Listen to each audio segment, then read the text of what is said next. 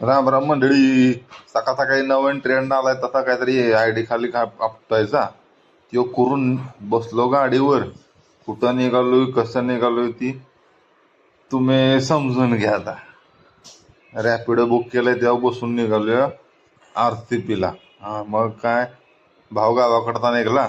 त्याला म्हटलं अरे खोपच्या खापच्यातनं घेऊन चल, बाहेरनं घेऊन जाऊ नको, बाहेरनं ट्रॅफिक असतं. मग त्यानं काढली घनसोलीतनं डीमार्टच्या रोडवरनं गाडी बाहेर.